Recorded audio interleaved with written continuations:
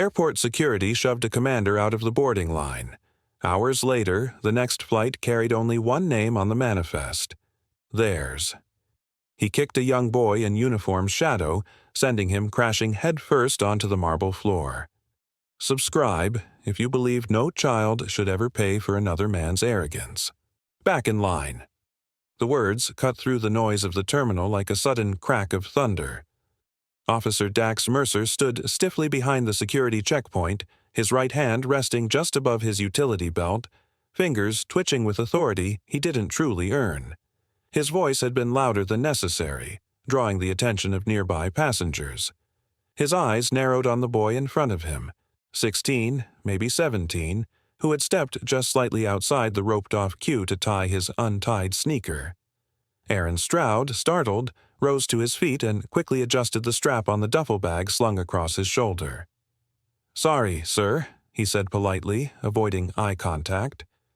Beside him, Commander Elias Stroud stepped forward with quiet authority, his military uniform crisp and immaculate, every pin polished to mirror shine.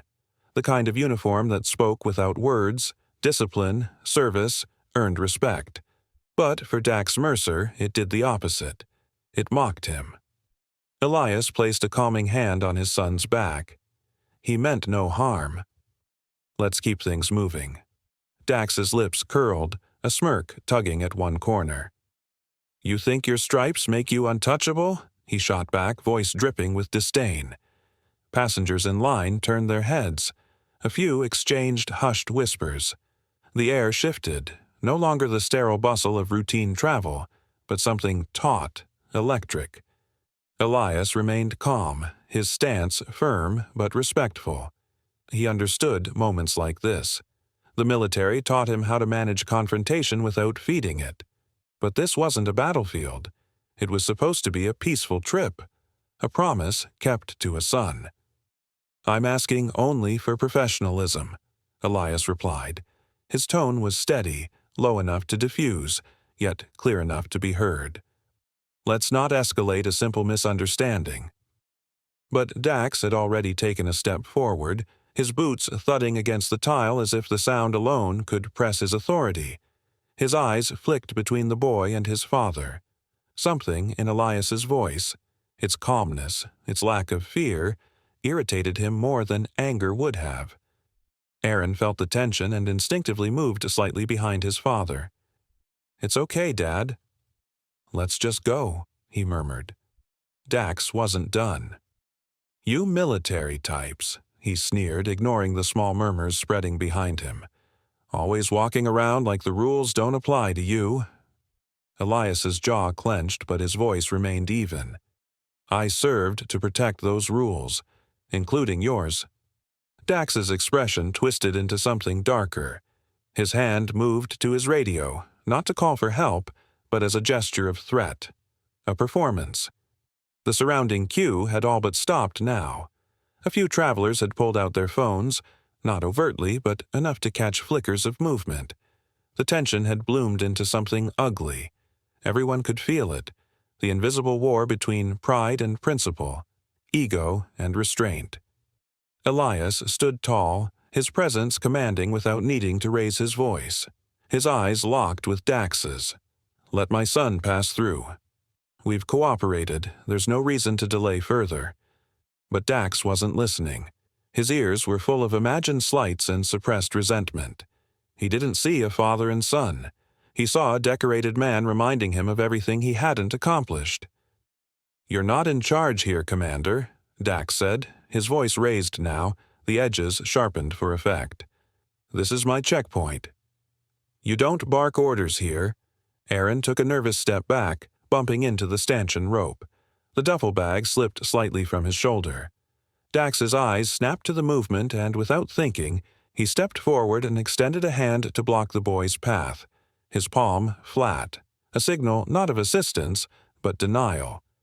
Elias moved protectively between them, voice still calm but with iron beneath. "That's enough." "You've made your point." "Have I?" Dax snapped, breathing hard now, posture stiff with unearned power. "Because to me, looks like you're used to people standing down when you talk." That won't happen here. The line of travelers had come to a halt. Behind them, an older man whispered, "This is going too far." Another, younger, pulled out his phone and began recording. Aaron looked up at his father, confusion and worry flashing across his face. "Did I do something wrong?" Elias didn't answer right away. His focus remained on Dax, watching the man's every twitch, his every breath. He had seen this type before, men who mistake authority for strength, who confuse uniforms with power. In the service, those men often broke under pressure, but here, in a civilian space, they wielded unchecked control. Dax's hand hovered again near his belt. "Back up," he barked. Aaron stepped behind his father, his grip tightening on the strap of the bag. His voice cracked slightly as he whispered, "Dad, let's just leave." But they couldn't, not without passing Dax. A faint voice crackled over the overhead speakers announcing a boarding call in the distance. It should have been background noise. Instead, it sounded like something from another world. Everything else in the terminal had quieted, as if time itself were waiting for someone to act. Dax stepped even closer now, his chest squared against Elias. "Last warning." And in that moment, Elias saw it. Not just the threat, but the intent. Dax wasn't posturing anymore. His pride was too wounded, his temper too volatile. He wasn't protecting anyone. He was waiting for an excuse. Elias's breath slowed. Years of training took over. His eyes moved, calculating every angle, every exit, every person in line of sight. He didn't raise his hands. He didn't flinch. He simply said one final thing, not to Dax, but to Aaron. "We're just traveling, son. Let it go." But Dax couldn't let it go. His eyes flared with something unspoken, something boiling. The command in Elias's voice was too much. He needed to regain control.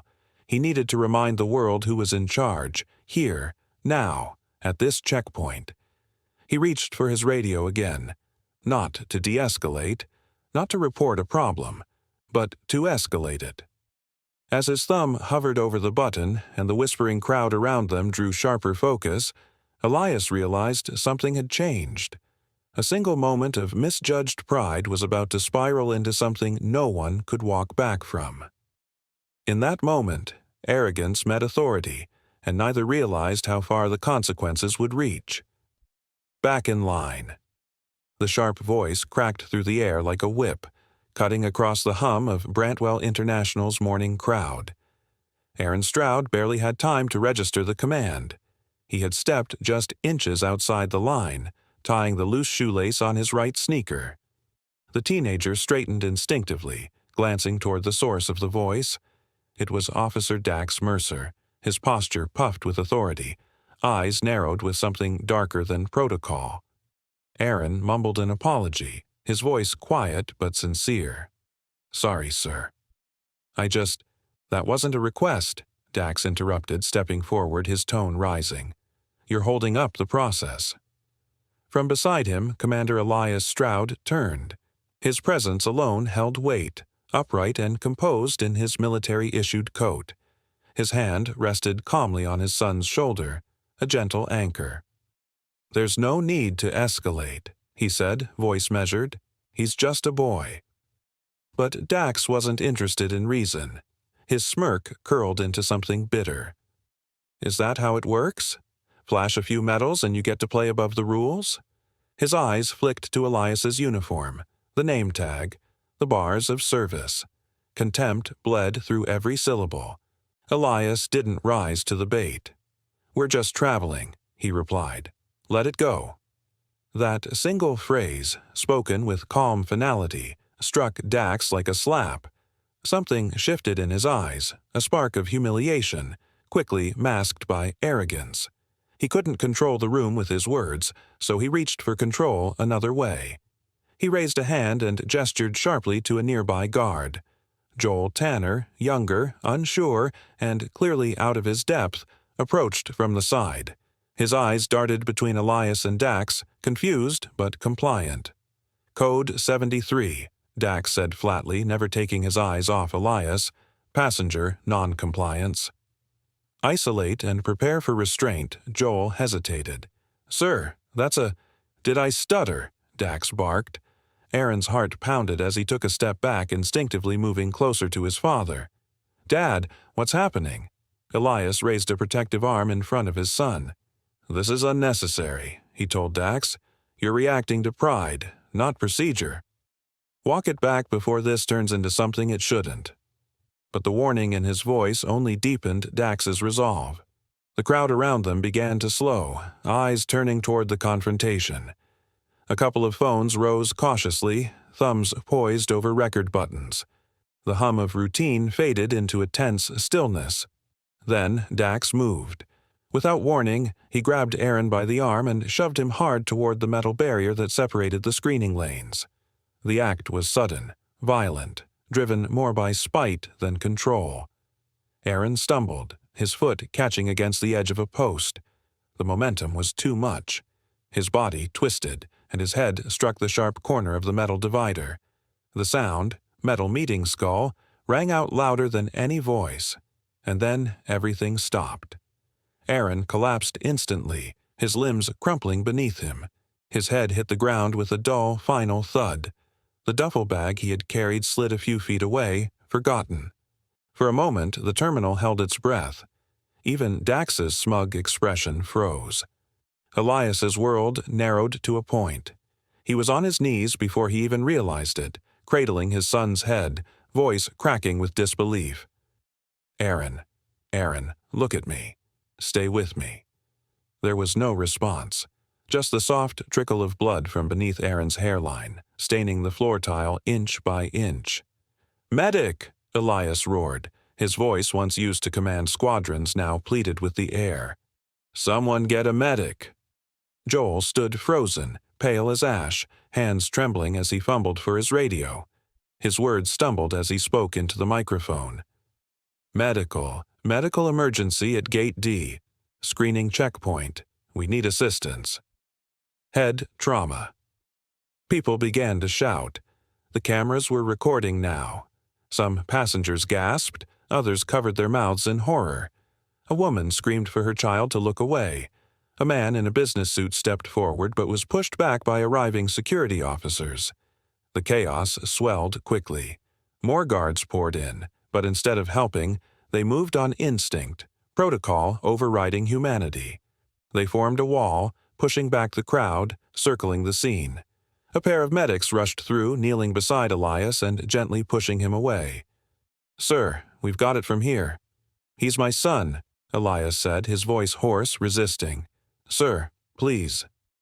We need space. Elias's hands lingered for a heartbeat before releasing. He watched, helpless, as a mask was placed over Aaron's face, straps tightened, and a neck brace slid under his head. One of the medics pressed an IV into his arm. The beeping monitor clung to hope, but each sound felt too slow, too far apart. Dax stood to the side, his face pale now, realizing the enormity of what had just happened. His lips parted like he wanted to say something, but no words came. Joel looked at him with horror, as if seeing him for the first time. Within minutes, airport operations halted. Announcements stopped mid-sentence. The screening lane was evacuated. News alerts were already buzzing through phones in passengers' pockets. The footage would go viral before the hour ended. And Elias? He sat on the cold tile, hands stained with his son's blood, staring not at Dax, but at nothing. His breath shallow, his expression unreadable. Something inside him cracked, not loudly, not visibly, but permanently. A fracture beneath the surface. Not rage, not yet, just silence, heavy and unmoving. A promise was born there, unspoken and unbreakable. He didn't know it yet, but mercy had just left his vocabulary.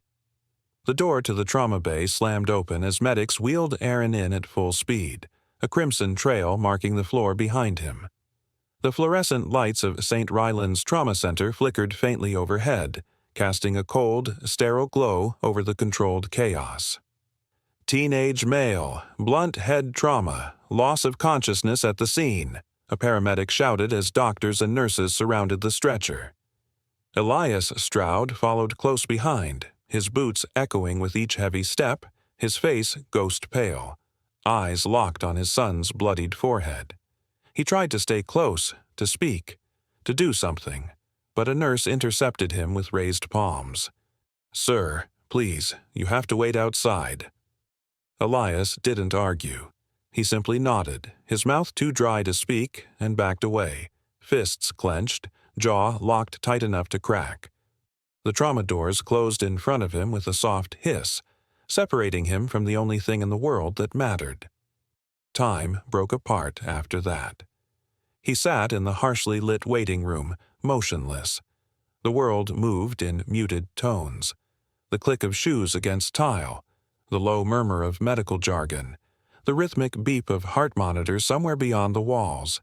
He had faced war zones with steadier breath, but this was worse. This was silence laced with helplessness. Hours passed. No updates came. Every time the door opened and a doctor or nurse emerged, Elias looked up with a glimmer of hope, only for it to fade when they called a different name or turned the other way. Across town, Dax Mercer sat in a narrow interrogation room, arms folded, his eyes darting from the one-way mirror to the detective seated across from him. His confidence was fraying. "It was just a misunderstanding," he mumbled, voice tight. "The kid overreacted." "Kid didn't shove himself into a steel post," the detective said without lifting his pen. Dax's smirk faltered. The silence in the room thickened. Back at the hospital, Elias finally stood when a man in scrubs, older, gray around the temples, stepped into the waiting room, eyes heavy with the weight of bad news. Elias didn't need words. The doctor paused, hands folded before saying, "Commander Stroud, I'm very sorry. We did everything we could. The swelling was too severe. He didn't make it." Elias said nothing. He didn't flinch. He simply closed his eyes as if trying to pause reality by sheer force of will. He turned and walked out of the hospital, each step slower than the last. The cool night air slapped him in the face, but he didn't feel it. He reached his car, sat in the driver's seat, and stared at the glowing red lights of the runway far in the distance. Planes ascended and descended like clockwork, indifferent, unstoppable.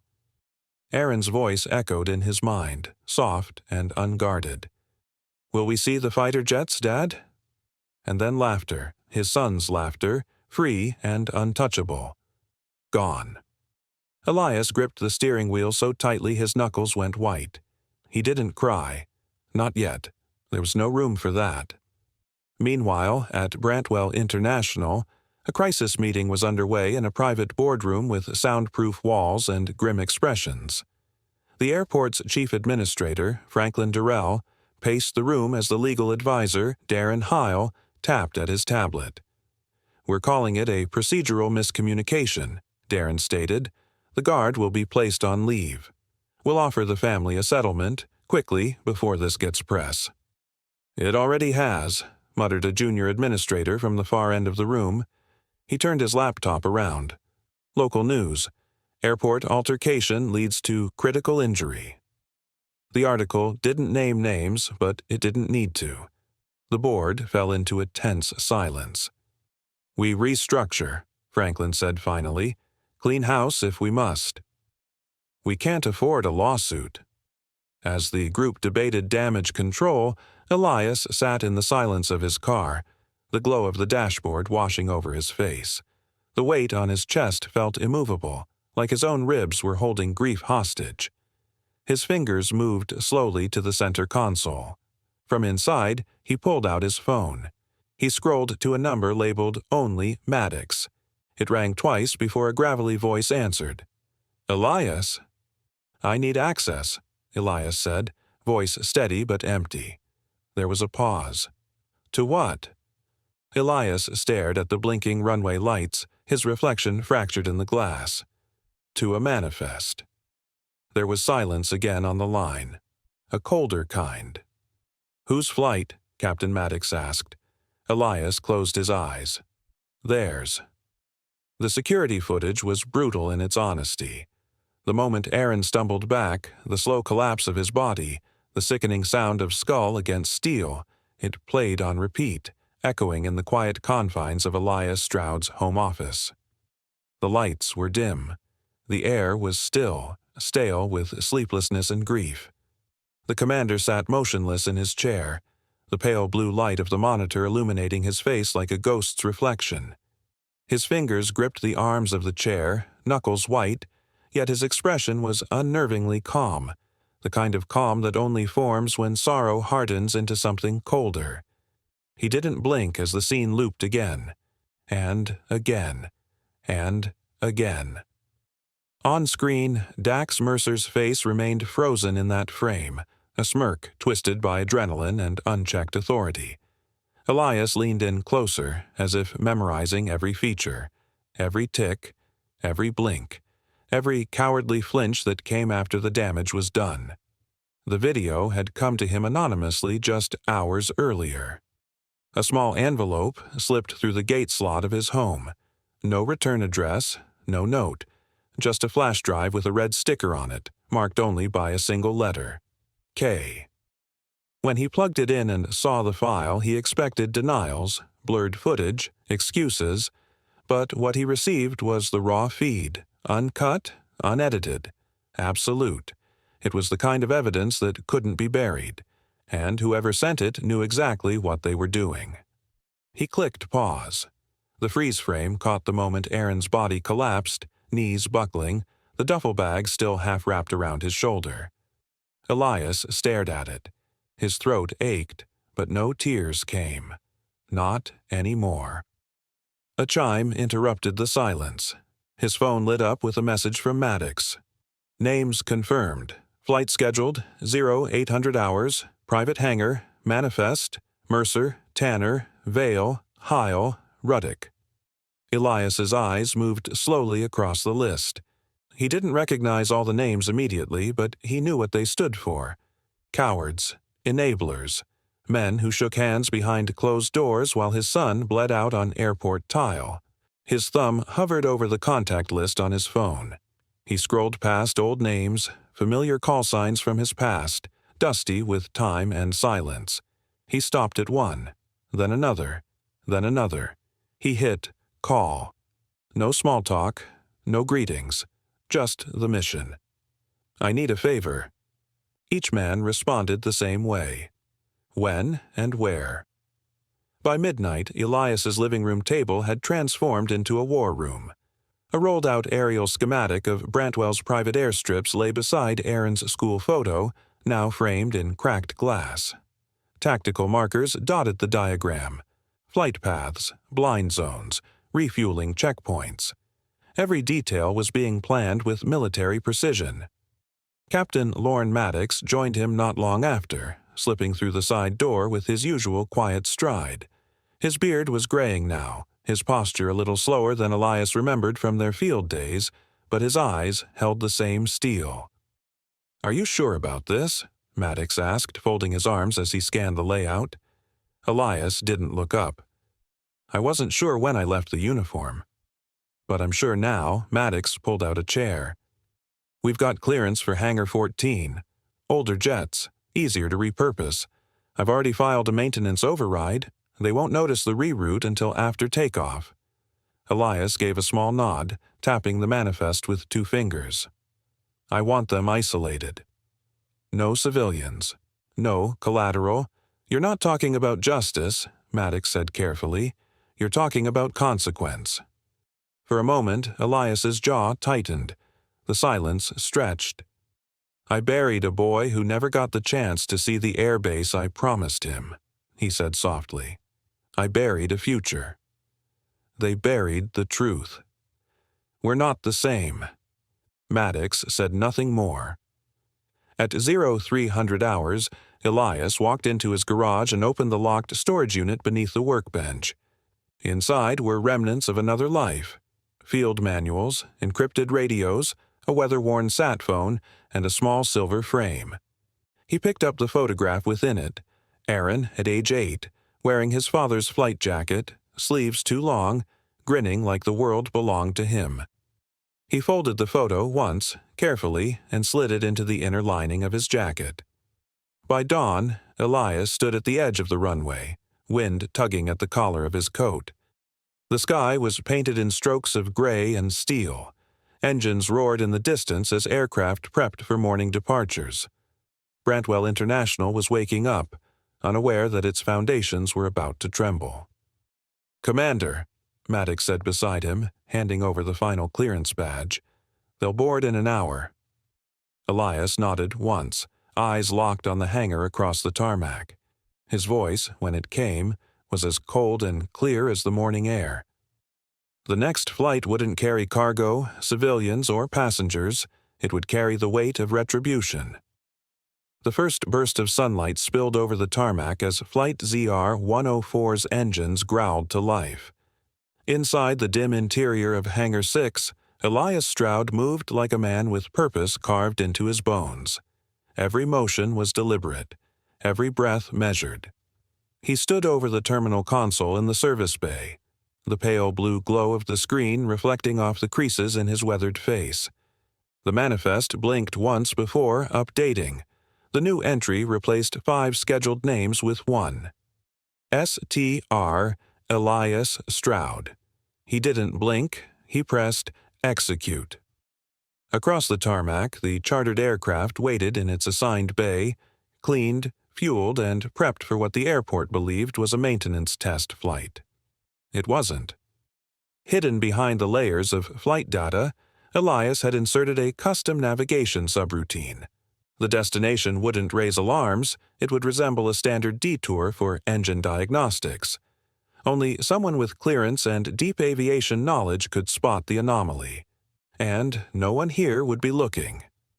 Maddox watched from the shadows, leaning against the scaffolding of the hangar's frame, his arms crossed tightly. His eyes followed Elias's movements, wary but silent. "You're sure about this?" Maddox asked after a long pause, his voice low, careful. Elias didn't answer immediately. He reached for his worn leather satchel and pulled out a photograph, Aaron's last school picture. A slight crease ran through the corner, but the boy's smile remained untouched. "They didn't just take my son," Elias finally said, tucking the photo into the inside of his jacket. "They erased him. They lied, they covered it, and they walked away." Maddox shifted uneasily. "This isn't war, Stroud.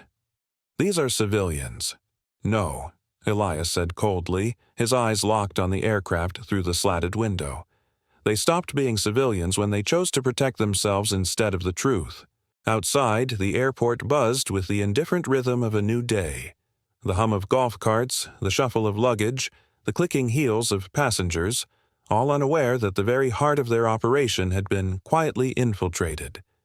Dax Mercer and his team, Joel Tanner, Brent Vale, and Darren Heil, arrived on schedule. Their government ID badges were scanned, their luggage discreetly loaded. They boarded Flight ZR-104 through a private corridor reserved for security personnel. Not one of them suspected that the pilot waiting for them wasn't listed on any commercial roster. Reese Calder sat in the cockpit, helmet calm and focused. His hands moved confidently over the controls, running systems checks with the precision of a man who had spent half his life in the air. He didn't speak. He didn't smile. His only communication was a subtle nod when Elias's confirmation came through. He locked the cockpit door from the inside. "Flight ZR-104, you are cleared for takeoff on runway 9, the control tower called out, their voice smooth and routine. "Copy that. ZR-104 rolling," Reese responded. From the upper level of the hangar, Elias and Maddox stood watching.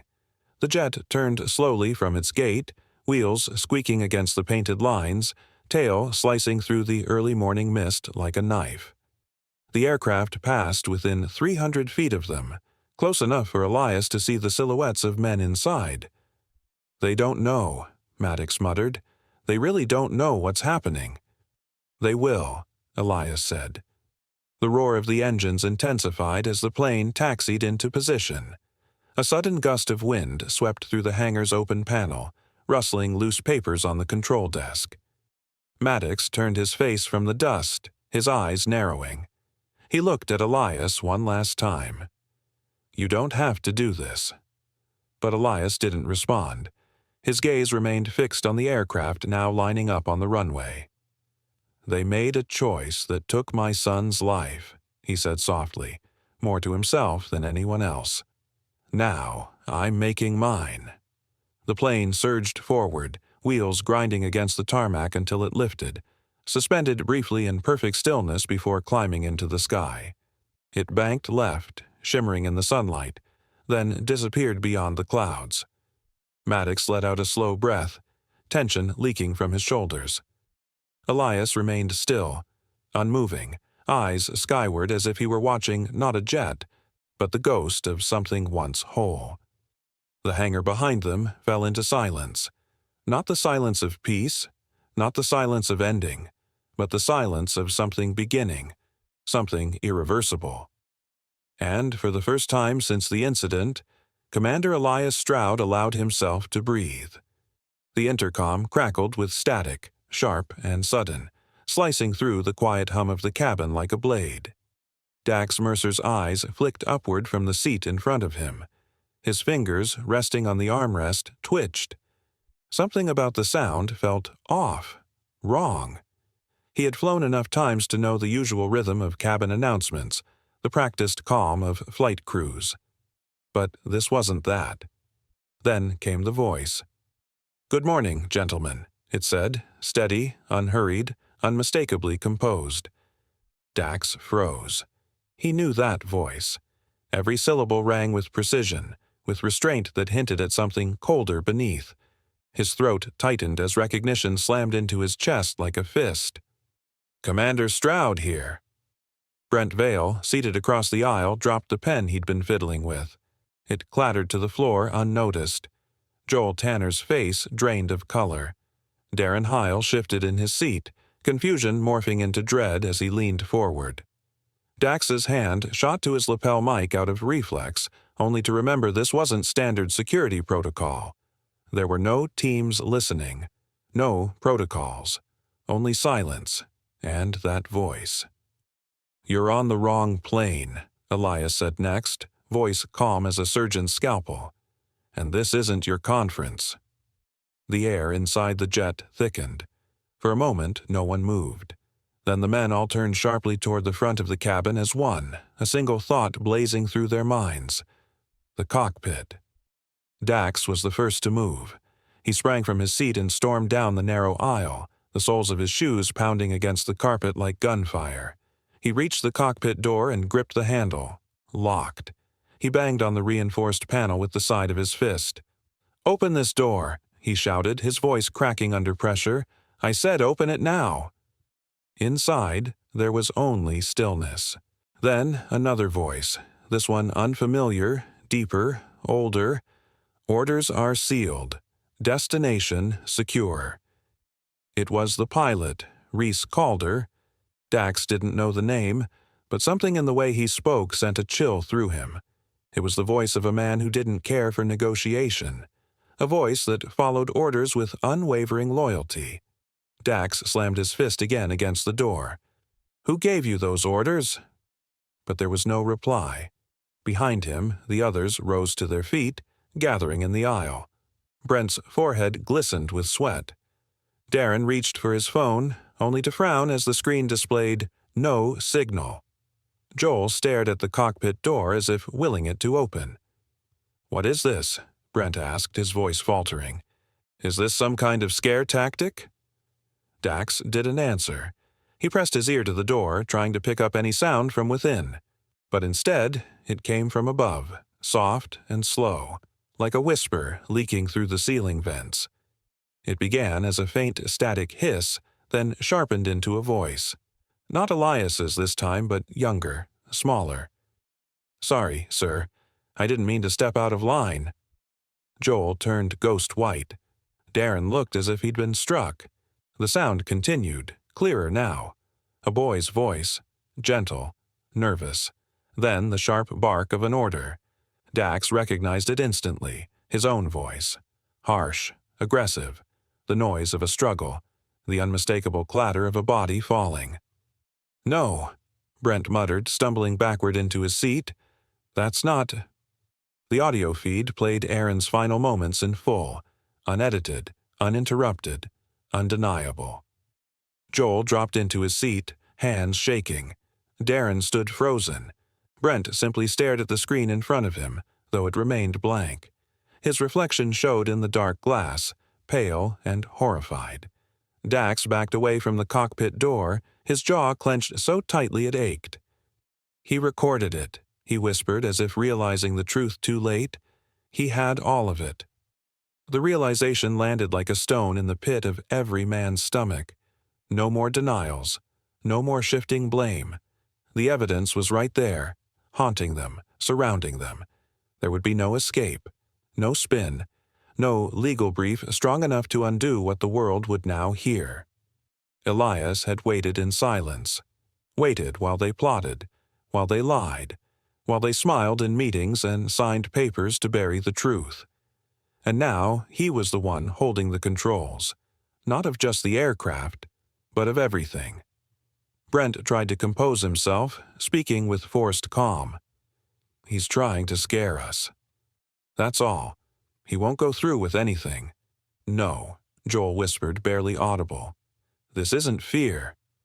"It's something else." Dax gritted his teeth and returned to his seat, gripping the armrest so hard his knuckles turned white. "We need to get in touch with ground control." Now, Darren shook his head slowly. "I've already tried. Comms are dead, completely jammed. This isn't just a prank. This is—" Coordinated silence fell again, broken only by the last few seconds of Aaron's audio, the soft rustle of his coat, a gasp, then stillness. Dax's breath caught in his throat. The cabin lights flickered once. The temperature dropped slightly.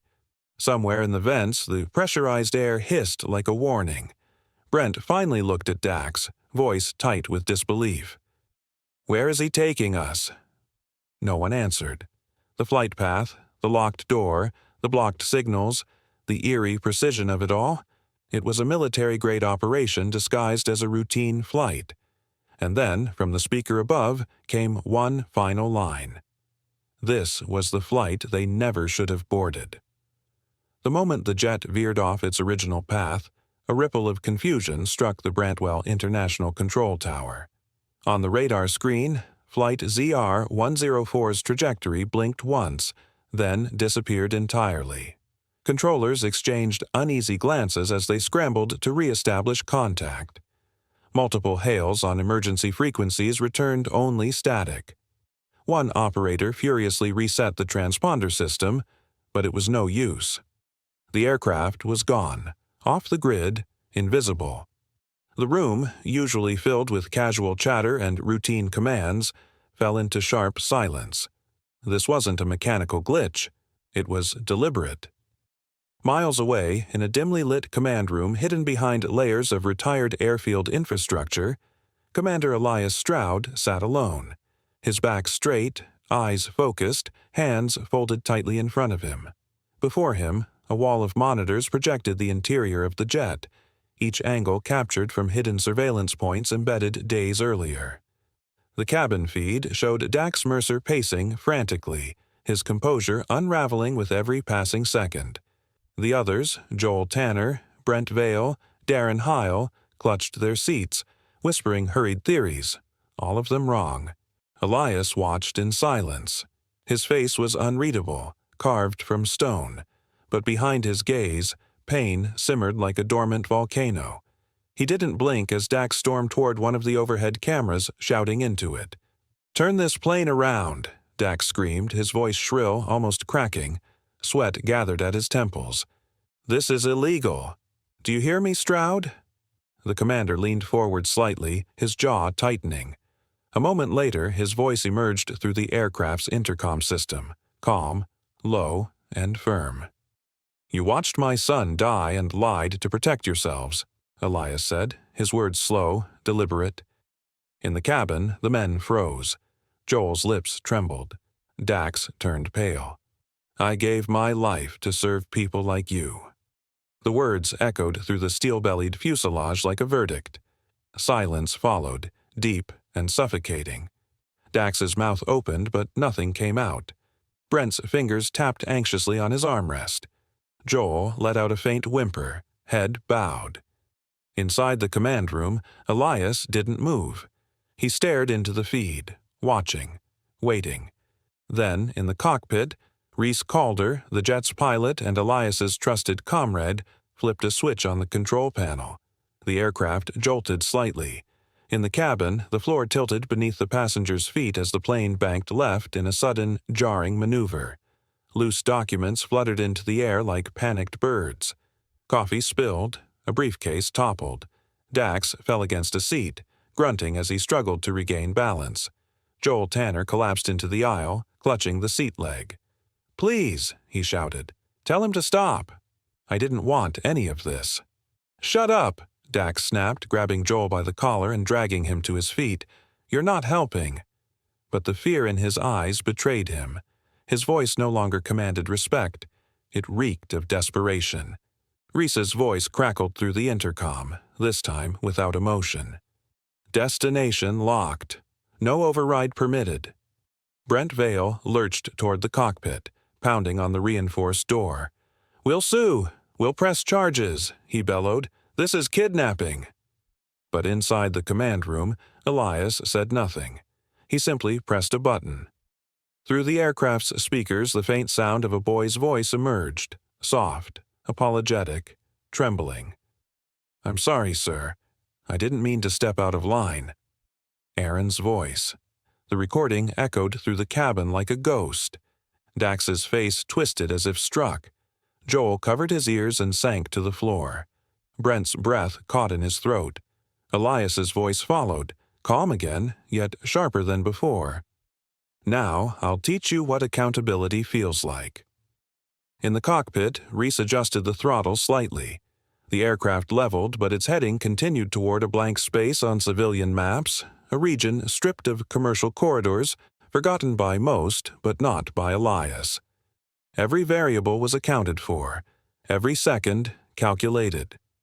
In the cabin, chaos turned to dread. Brent opened a laptop, frantically trying to locate their flight position through GPS. Nothing loaded. Darren Heil pulled out a satellite phone, but the signal jammed before it even connected. The plane was its own sealed courtroom now, and Elias Stroud was judge and jury. Dax slumped into a seat, his hands shaking as he stared out the window. The clouds outside moved too slowly. Time felt frozen. But inside, panic bloomed like a sickness. "He's using our own systems," Darren muttered. "Our security tech. The jammers, the firewalls, the lockdown sequences, they're all standard protocol." "Yeah," Brent said quietly, staring at the red emergency lights that now pulsed in the ceiling. "Standard. Just not for us." Joel wiped his eyes, voice cracking. "I should have stopped him. I saw Aaron fall. I saw the blood, and I did nothing." Dax turned to him sharply. "You're weak. That's why this is happening. You froze." "No," Joel snapped, surprising them all. "I was scared." But not anymore. Dax stood, fury erupting in him once more. "You think he's a hero? He's a madman with a plane." "No," Elias's voice answered through the speaker as if summoned. "I'm a father with a promise." The men froze again.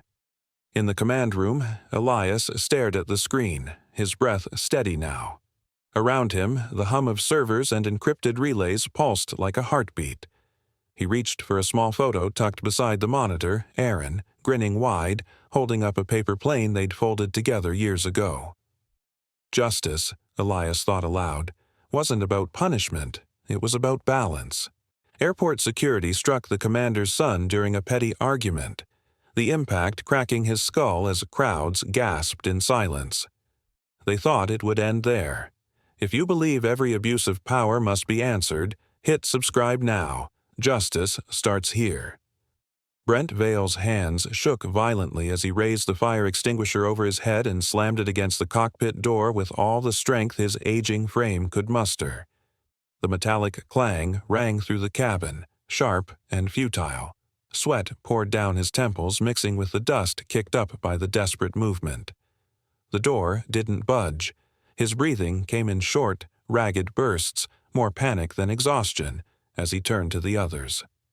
Darren Heil crouched by the side panel near the cockpit, punching in an emergency override code he'd learned during security briefings years ago. His fingers moved with hurried precision, his mind scrambling for logic in a moment where logic had fled. The keypad blinked once, then displayed a single message in unforgiving red. Access revoked. Darren stared at it, the blood draining from his face. His voice cracked. He's locked us out. Dax Mercer spun in place, eyes darting across the cabin like a hunted animal. His hands clenched and unclenched. He's bluffing, he barked, but the words trembled in his throat, lacking the sharp edge they once carried. His voice, once the source of orders and intimidation, now wavered in the face of the unknown. The others looked at him, expecting direction, expecting control, but none came. Only doubt. Suddenly, the cabin lights flickered once, then dimmed into a dark crimson hue. An eerie silence took hold for a split second before a deep hum vibrated beneath their feet, as though the plane itself had drawn a breath. Then came the voice, not over the intercom, but from the in-flight monitors lining the cabin. This aircraft is part of a disciplinary review. Remain seated. The message looped in monotone repetition, growing louder with each pass, as if it were burrowing its way into their bones. Darren backed away from the panel. Brent dropped the extinguisher with a metallic thud, his confidence gone. Joel Tanner sank into a seat, face pale and palms trembling in his lap. The bravado that had once bonded them was crumbling into shared fear. "What the heck is this?" Brent muttered, wiping his soaked brow. He looked to Dax again, but Dax had gone still, his jaw clenched, nostrils flaring. Dax's mind scrambled for a lifeline, but nothing surfaced. He had always assumed that power came from knowing the rules, manipulating them, owning the silence. But Elias Stroud had rewritten the rules, and now the silence belonged to him. On the ground, investigators in the Brantwell control tower raced from console to console. The jet's transponder showed erratic signals, its trajectory slowly curving away from the designated flight plan. Radio contact was non-existent. Multiple channels returned static, as though the aircraft had vanished from known airspace. A senior technician shouted for upper-level clearance. The whispers of hijacking began spreading like wildfire. But it wasn't a hijacking, not in the traditional sense. Back in the aircraft, Brent paced the narrow aisle, muttering to himself, "This is insane. There's no way he'd go through with anything reckless. He's a soldier." His voice cracked as he tried to convince not only the others, but himself. Dax turned slowly, his eyes fixed on nothing. "He was a soldier," he said, voice hollow. "He stopped being one the day his son died." No one responded. Darren approached the emergency phone in the galley, lifting it and pressing the call sequence. No dial tone, no static, just a mechanical beep, followed by a deadline. "All channels are cut," he whispered. The cabin was no longer a space of air travel. It had become a floating courtroom, and Elias Stroud was the judge. Meanwhile, in a secured off-site command room surrounded by blackout curtains and a tangle of monitors, Elias sat alone, watching the feed from within the aircraft. His fingers tapped slowly on the armrest of his chair. He watched their faces, watched their fear grow in real time. He didn't smile. He didn't speak. There was no satisfaction in what he saw, only silence. A silence forged by loss. From the cockpit, Reese Calder's voice came through once more. Calm, measured, final. Course locked, destination confirmed, no override permitted. The cabin swayed slightly as the plane shifted direction. banking left and descending just enough to alert even the most inexperienced passenger that they were deviating. Outside, the sky stretched endlessly, but below, barren brown began to replace the soft blue of ocean and green. The desert was coming. Dax stood, gripping the top of a seat to steady himself as the pitch changed. "Where is he taking us?" he muttered. Joel, eyes glassy with dread, answered softly. "Iron Lake. That's Iron Lake Air Range." The name hit like a thunderclap. Brent's mouth parted. "That's a decommissioned military testing zone. It's empty. No tower, no ground crew. Just dirt." "He's not planning to land," Darren whispered, sweat beading on his forehead. Dax barked a hollow laugh, more from disbelief than humor. "He's taking us to the desert," he said slowly, almost like an epiphany. Then his voice hardened. "You don't understand. This isn't about justice anymore. It's never been about just us." Brent tried to protest, desperation creeping in. "He wouldn't hurt us. He's still a man of duty. There's a line he won't cross. He has to know where that line is." But Dax's expression had shifted. He was no longer angry, just resigned. No. That line broke the moment they zipped his son into a body bag. The engines thundered louder as the ground came closer, and with every passing second, so did the end of their illusions. No one spoke after that. There were no more codes to enter, no calls to make, no plans to bluff. Only the sound of the engines and the repeated, echoing message that now sounded like a judgment. "This aircraft is part of a disciplinary review. Remain seated." The cockpit lights remained dark. The controls were sealed. The sky offered no exit. Vengeance, once set in motion, doesn't stop halfway. Part 9. Expanded. The jet struck the dirt runway with a violent jolt, its wheels skidding across the cracked surface of Iron Lake's forgotten airfield. A cloud of dust exploded behind the fuselage, engulfing the silent skeletons of rusted hangars and broken antenna towers. Inside the cabin, the impact rattled every loose item. Dax Mercer's hands gripped the armrest so tightly his knuckles turned white. The others, Brent Vale, Joel Tanner, and Darren Heil, looked around in growing disbelief, the sterile illusion of corporate security shattered by the smell of scorched sand and the eerie quiet beyond the windows. The engines whined down to silence. For a moment, no one moved. Then, with a mechanical hiss, the cabin door opened, not to the welcoming gate of a terminal, but to a hot gust of wind and a barren stretch of desert marked only by sun-bleached concrete and the hollow groan of a breeze that hadn't carried laughter or life in decades. From the cockpit, Reese Calder stepped out slowly, his boots clicking sharply against the steel floor.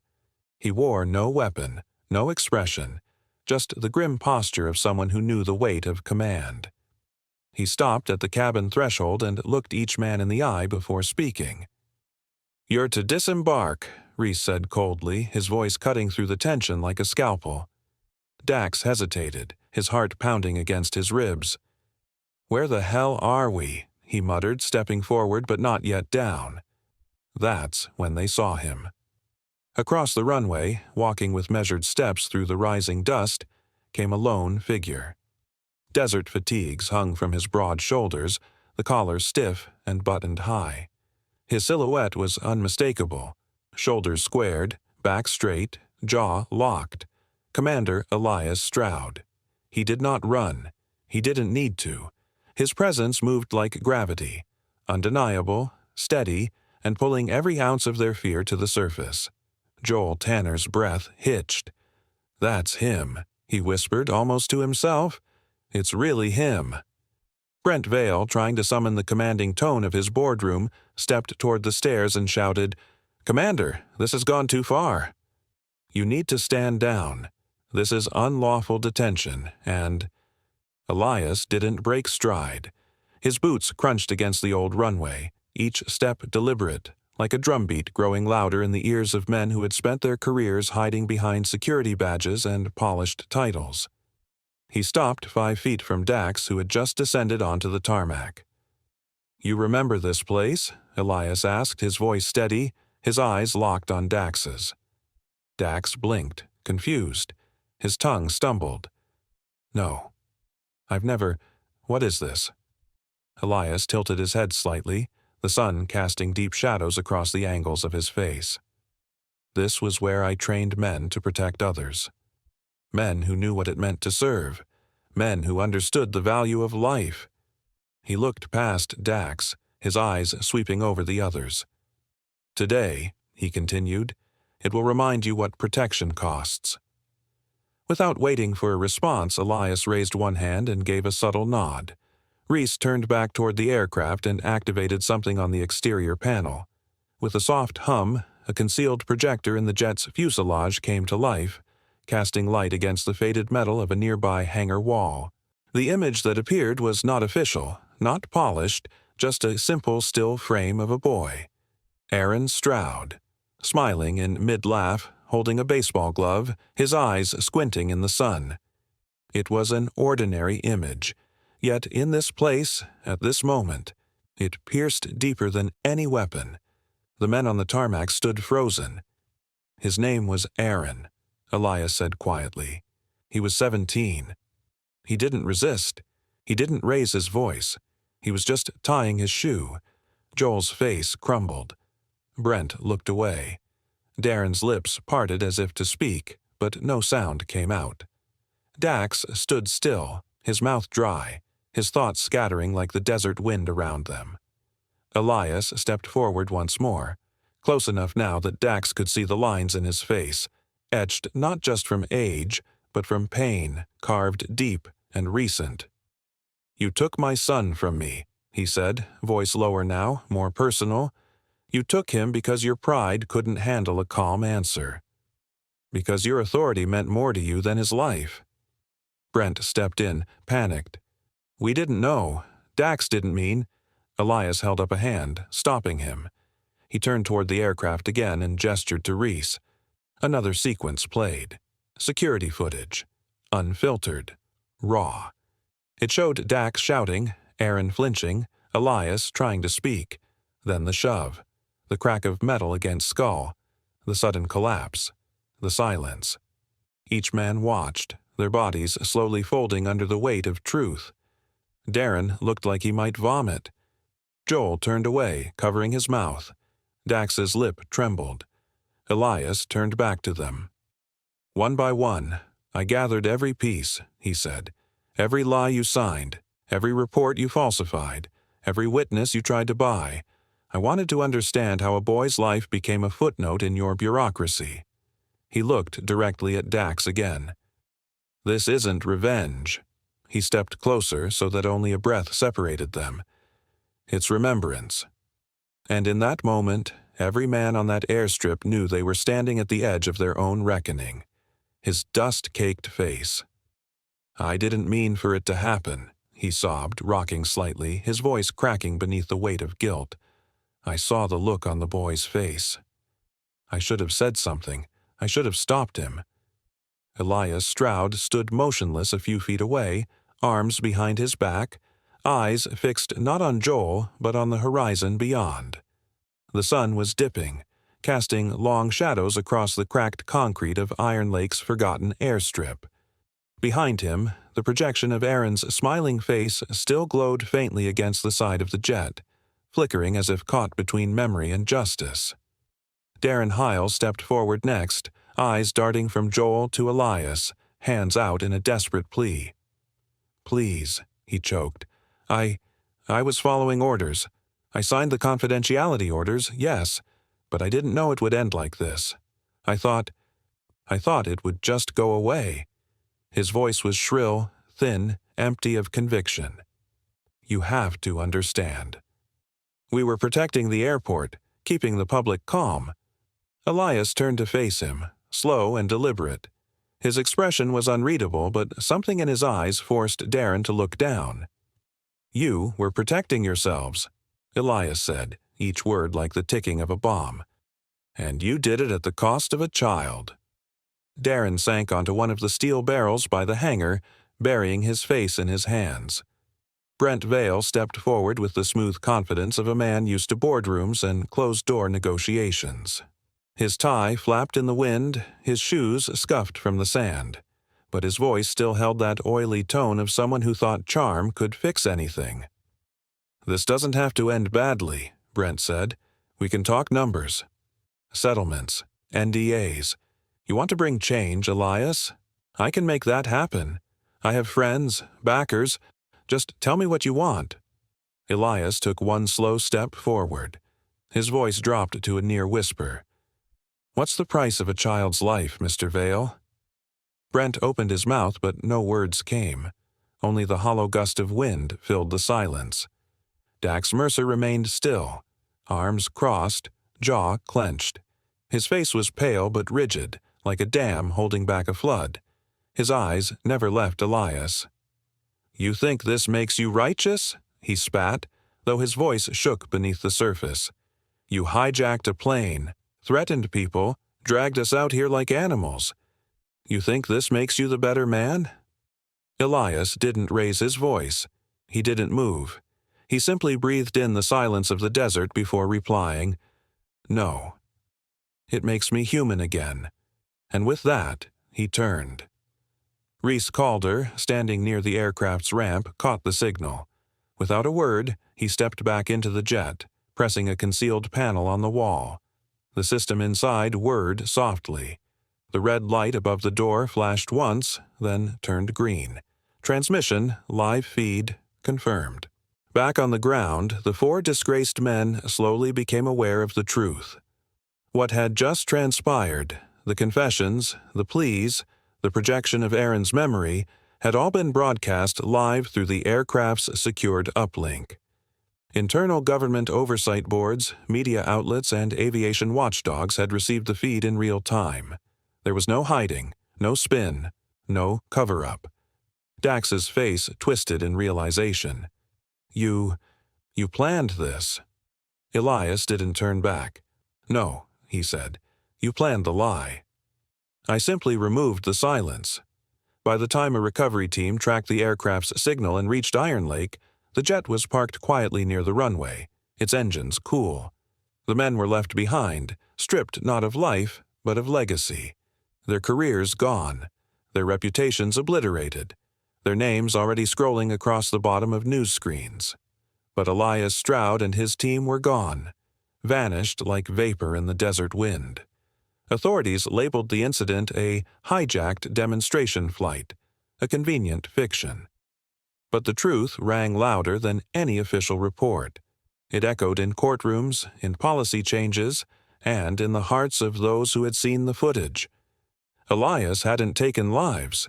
He had taken lies, shattered them, and in their place left only truth. And when justice finally returned to the world, it bore the name of a father who refused to forget. Weeks passed, and the footage from Iron Lake refused to fade from public memory. It dominated every screen, newsrooms dissected each moment, analysts replayed every confession frame by frame, and talk shows speculated endlessly about the man who had vanished into myth. The video was stark and unforgettable. Dax Mercer's pale face soaked in sweat, his lips trembling as he admitted his guilt. Brent Vale, lashing out with desperate denials, his tie loosened, eyes darting toward unseen judgment. Joel Tanner crumpling to the floor, his sobs echoing across the arid airfield as he begged for forgiveness. And through it all, the steady, mournful voice of Commander Elias Stroud. "I didn't take lives. I took lies," the voice had said. It wasn't a threat, it was a verdict. In the weeks following the incident, federal agencies scrambled to contain the fallout. The official statement labeled it a security systems malfunction, calling the flight a misrouted demonstration exercise. But it was already too late. A low-level technician leaked the uncensored flight footage to a retired journalist who broadcasted the truth on an independent network. From there, it spread like wildfire, uncut, unfiltered, undeniable. Protests erupted in front of Brantwell International Airport. Signs waved with Aaron's name painted in bold red. Families who had experienced similar mistreatment found new courage, stepping forward to share their stories. A national conversation was ignited, not just about one tragedy, but about the silent abuses that had long been buried under protocol and paperwork. Inside the courtroom, Dax Mercer sat in a suit 2 sizes too large, the collar loose around a neck that used to strain with arrogance. He barely raised his eyes as the prosecution played the Iron Lake footage before the jury. Joel Tanner wept openly on the witness stand, repeating, "I should have stopped it. I should have stopped it," until the judge called a recess. Brent Vale tried to pivot, claimed he was following internal procedures, but the weight of altered logs and signed-off silence crushed his defense. The truth was a tide they couldn't outrun. The verdicts weren't a surprise: federal custody for Dax, a lengthy sentence for Brent, and a shorter one for Joel, who had cooperated. Darren Heil, the legal officer who'd tried to bury the truth, disappeared into witness protection. The system had finally turned on its protectors. But while the world demanded answers, Elias Stroud had become a ghost. Hundreds of miles from Brantwell, in a quiet valley where planes no longer flew and the wind spoke in whispers, Elias worked in silence. The airfield was an old training ground, abandoned years ago and forgotten by the maps. The hangars were rusted, the control tower window cracked with time. But slowly, under Elias's hands and the help of 2 men he trusted, Captain Lorne Maddox and Reese Calder, it began to breathe again. Their days were filled with routine. Metal clanged, engines groaned, tools sparked. At night they sat by oil heaters, saying little. The work was their language. Elias refused to give interviews. He turned down every offer of money or media. A senator had sent a letter requesting a private meeting. Elias never opened it. To him, the mission had been completed, not for glory, not for revenge, but for truth. And yet, one evening, as dusk painted the hangars in hues of rust and gold, Elias paused mid-task. He had been repairing the wing panel of a training glider, tightening rivets with the same patience he had once drilled into cadets. His toolbox sat beside him, the metal lid open. Something small, tucked in the corner, caught his eye. He reached in. A badge. Aaron's pilot badge from summer camp, blue plastic, the edges worn, the letters almost faded. Elias froze. For a long moment, he didn't move. The world around him softened. The clatter of tools faded. The wind outside grew still. All that remained was the weight of memory pressing against his chest. He brushed the dust from the badge gently, his thumb moving over the tiny wings molded into the surface. His breath trembled as he held it up to the amber light, as if seeing his son again in that moment of stillness. No cameras, no courtroom, no audience. Just a father, and the echo of what he lost. His lips parted. The words came like a promise whispered to the wind. "For every son who never makes it home," he said to the empty sky, "let their fathers keep them flying." The courtroom erupted in camera flashes as the judge read the final verdict. Dax Mercer, 20 years in federal custody without parole. Gasps echoed through the chamber. Dax's jaw clenched as the bailiff stepped closer. He didn't look at anyone, not at the journalists scribbling furiously, not at the families watching with silent satisfaction, and certainly not at the judge. His once arrogant stare was now hollow, vacant. He knew the cameras would focus on him, the face of disgrace. Brent Vale, 12 years, with eligibility for parole after 8. Brent's expression shifted from disbelief to rage. He opened his mouth, but his lawyer's firm hand on his shoulder stopped him from lashing out. Beside him, Joel Tanner wiped away tears. The sentence was lighter, 5 years, but the weight of his guilt crushed his spine more than the punishment ever could. As the courtroom settled, a quiet buzz swept through the media gallery. The final name was not announced. Darren Heil, the legal officer who had assisted in falsifying documents and silencing witnesses, was not present. He had taken a deal, provided testimony, and vanished into the government's witness protection system. His name was barely mentioned in the official record. Outside, the courthouse steps overflowed with reporters, activists, veterans, and bystanders. Flags waved. Microphones hovered in the faces of legal experts. Unprecedented, one analyst called it. The first time a private airport security team has faced federal accountability at this level. But even as the justice system delivered its blow, the public's curiosity only deepened. How did he do it? No one had seen Elias Stroud since the Iron Lake incident. No photos, no formal statement, only whispers of a sealed flight plan, a hijacked manifest, and the desert where reputations turned to dust. The government issued an official report calling it a disciplinary demonstration flight compromised by rogue veterans. But no charges were brought against Elias. None of the disgraced men had spoken a word about his involvement, some out of fear, others out of shame. And then, quietly, a letter arrived. It was delivered by hand to the federal courthouse, addressed not to the judge, but to the registry clerk. No return address, no postage stamp. Inside the plain envelope was a single sheet of white paper. On it, written in clean, deliberate handwriting, were 5 words: balance restored. Let this close the book. The handwriting matched military documentation from Elias Stroud's personnel file. There was no signature, no further comment, just the chilling finality of a man who had finished what he started. Far from the chaos of Brantwell, in a quiet coastal village nestled between the cliffs and the sea, a man named Elias worked alone in an aging hangar. The sky was bruised with the early signs of a storm.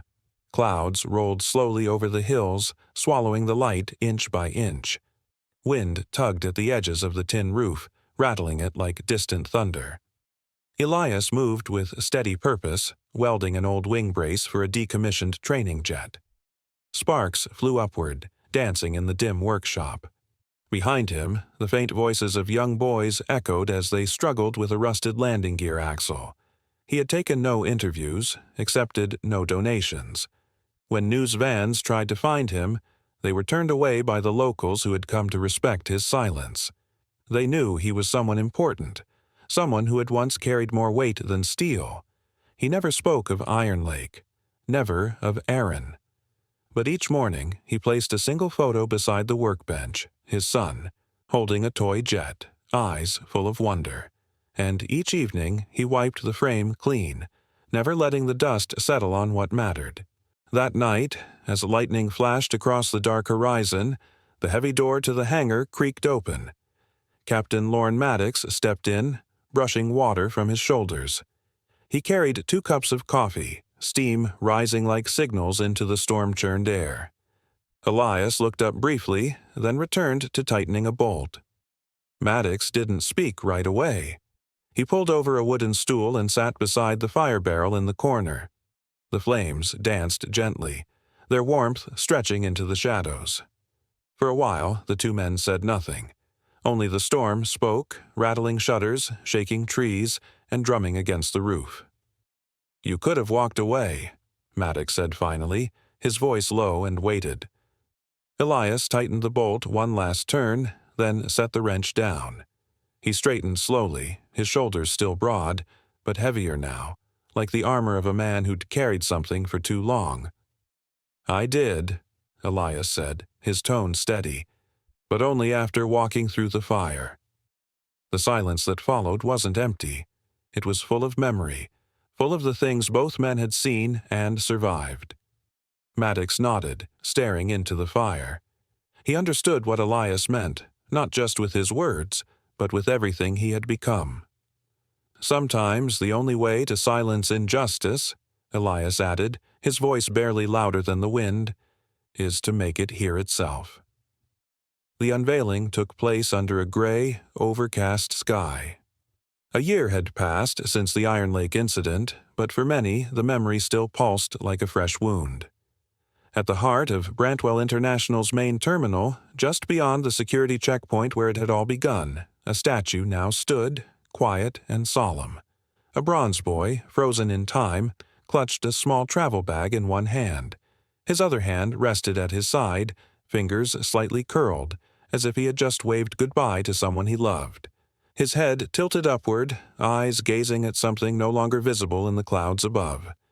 The figure wore a soft expression, half wonder, half farewell. Beneath the statue, etched into the stone with deliberate simplicity, the plaque read, "In memory of Aaron Stroud, may no traveler lose their dignity again." The silence of the crowd said everything words could not. Reporters stood in the background, careful not to interfere.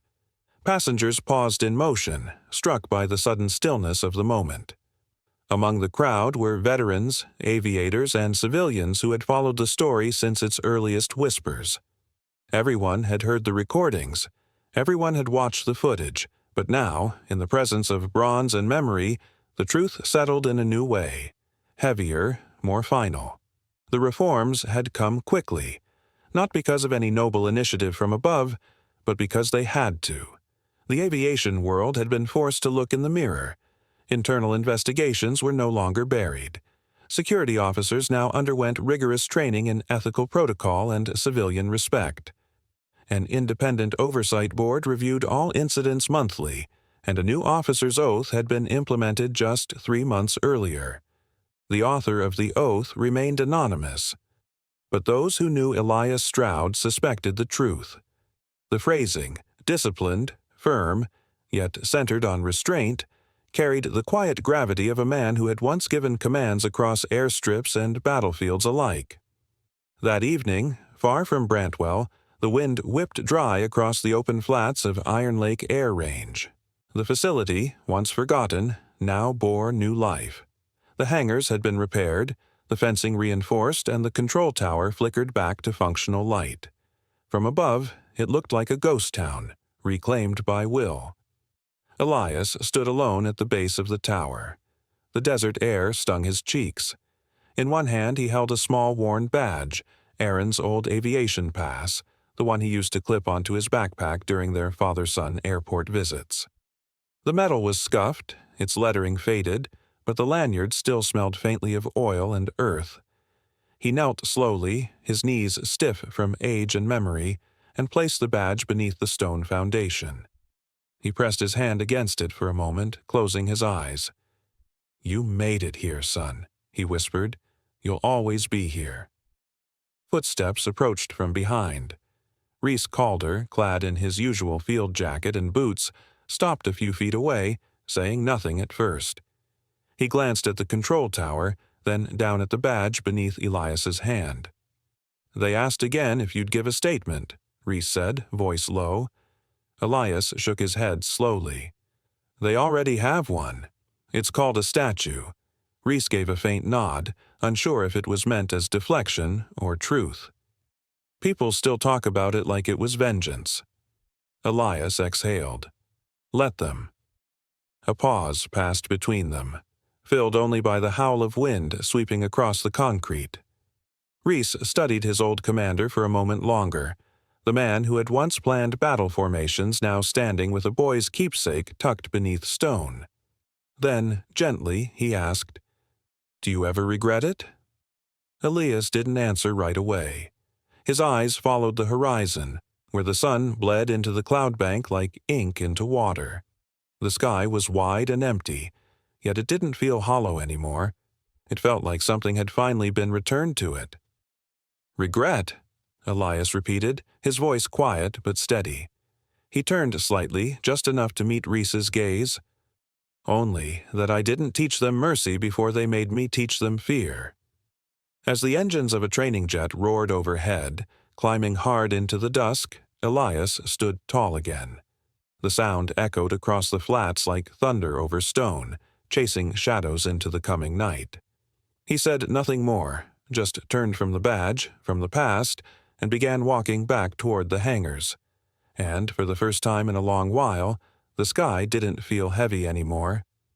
He thought a kick would prove his authority. Hours later, a private jet lifted off with only one name on its manifest: his. "If you stand for justice, discipline, and accountability, Subscribe now. Together, we rise. Disclaimer: the story you just watched is fictional. It highlights themes of arrogance, abuse of authority, and the inevitable consequences of mistreating others. Its purpose is to raise awareness, provoke reflection, and inspire accountability, justice, and empathy in the face of conflict and corruption.